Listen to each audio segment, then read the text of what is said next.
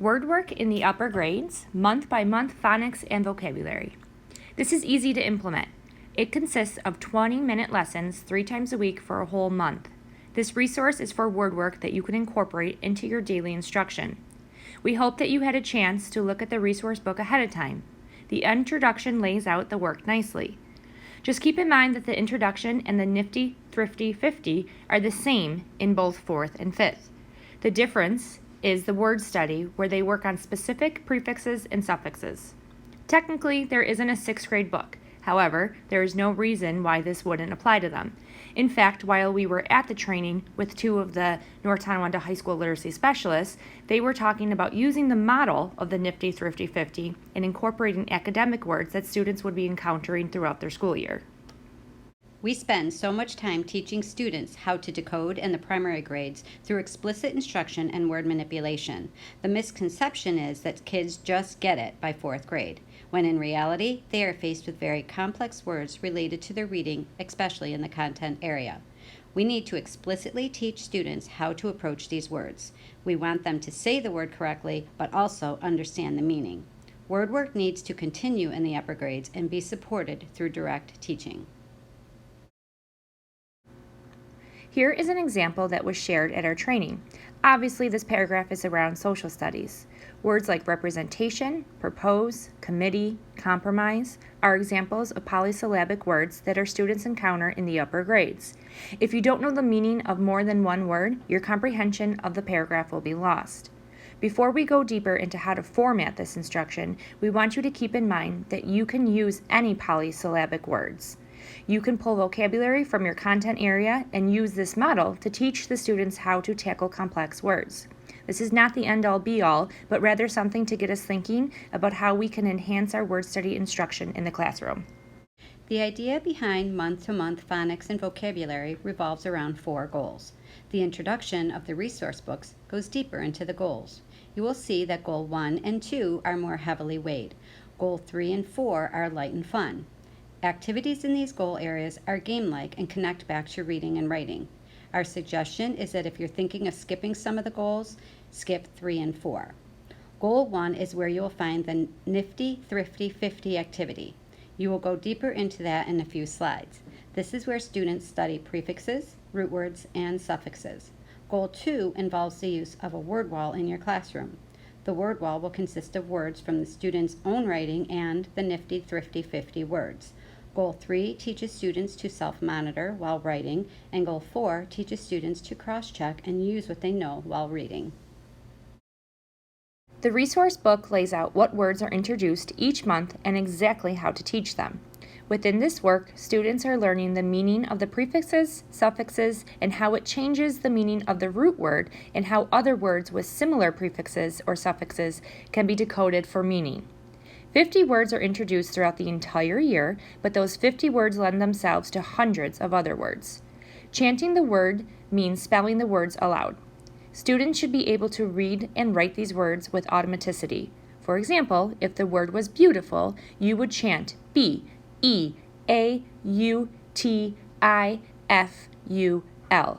Then students would print the word 1 time. This is not a write your spelling word 10 times type of activity.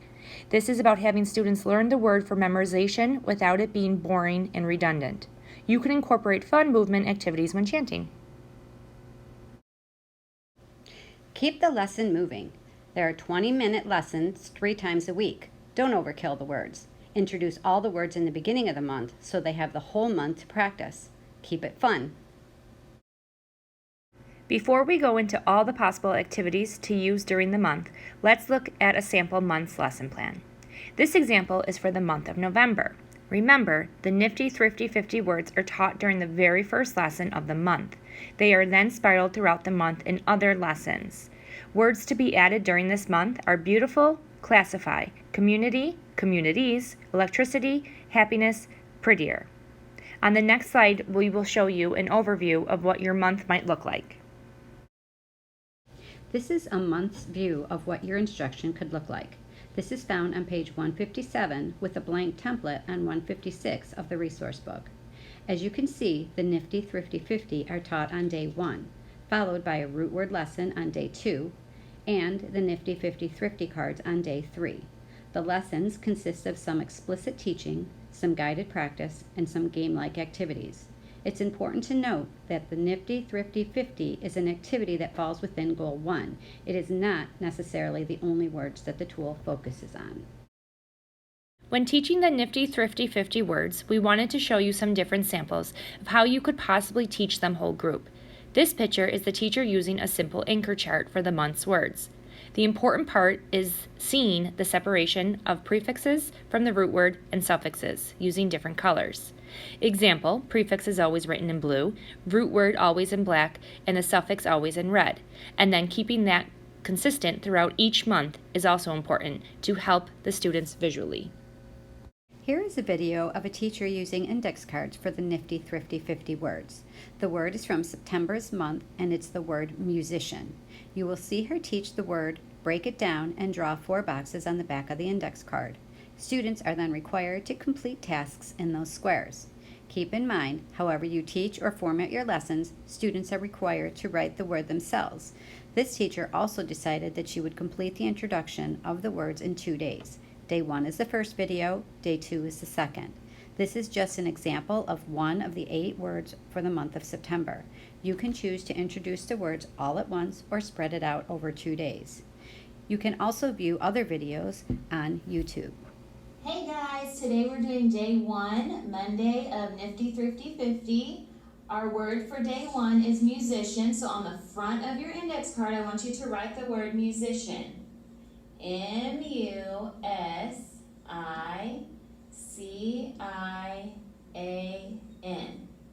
Now, for musician, we have a suffix at the end of our word and it changes our meaning. So I want you to put a box around I-A-N. That's our suffix. I-A-N means a person who does something. So I want you to write under I-A-N, person who does something.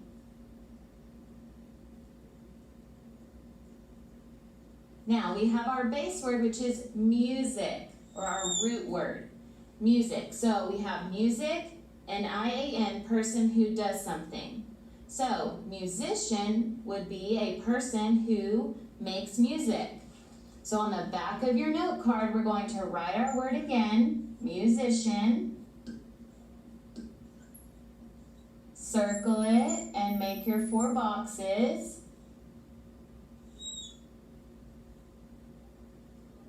And in the top left-hand corner, I want you to write your definition of musician. A person who makes music.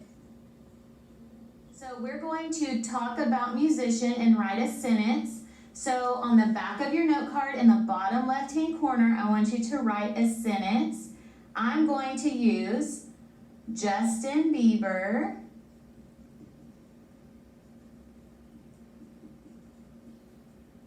is a musician.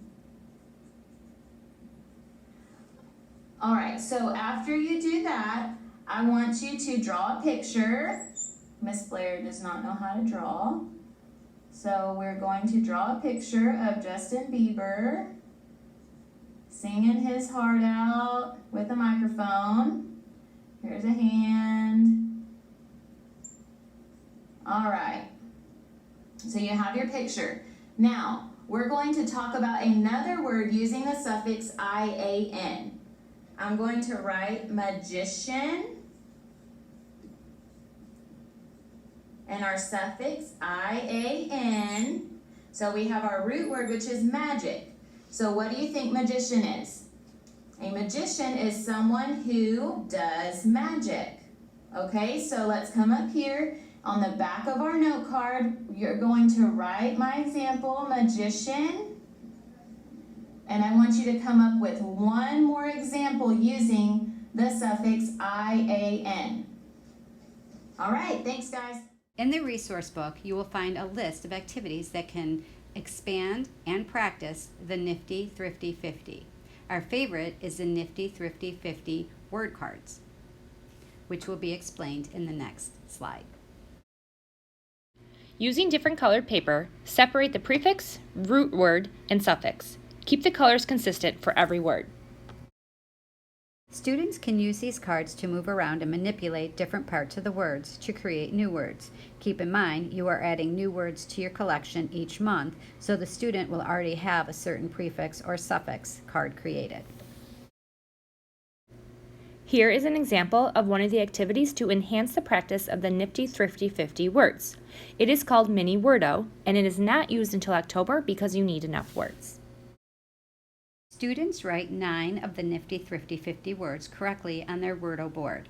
Teacher will use another word that has similar parts. Example, if the teacher says the word expression, which is not a nifty thrifty 50 word, students can cover expensive and impression because expensive has the same prefix, ex, and impression has the same root and suffix, press and ion. Neologism are fun ways to play around with words. Would be great activity for higher level kids to push their word knowledge. This is an activity consisting of newly coined words. For example, the word we commonly use nowadays is texted. Text was always a noun, but now we use the word to describe an action on our phone, and it is a verb. New words are coined all the time. Ginormous is actually a neologism that was coined in the movie Elf. Buddy, the elf, used it to describe a toilet because he was used to North Pole's little elf toilets. Snicker commercials do these types of play on words all the time. This is higher order thinking, and struggling readers may have difficulty with it. This is an example that was shared with us. A way to differentiate for the struggling readers is to give a prompt such as, "This word means to make someone your friend." The students would then use their nifty thrifty 50 cards to build infriendment. Obviously, these are made up words, but a fun activity to create their own newly coined words. Now we move to Goal 2, word wall words. Word wall words need to be explicitly taught, and once they're on the wall, students are expected to spell them correctly. They have access to the words, so they must visit the wall if spelling is unknown. Keep in mind, this is a mixture of nifty, thrifty 50 words and their own commonly misspelled words. A list of those words can be found in your resource book on page 126 through 130. There's an explanation for why these are misspelled, and that is a great teaching tool as well. After collecting the group of word wall words from your students' writing, you should introduce each word, giving an explanation for its placement on the wall.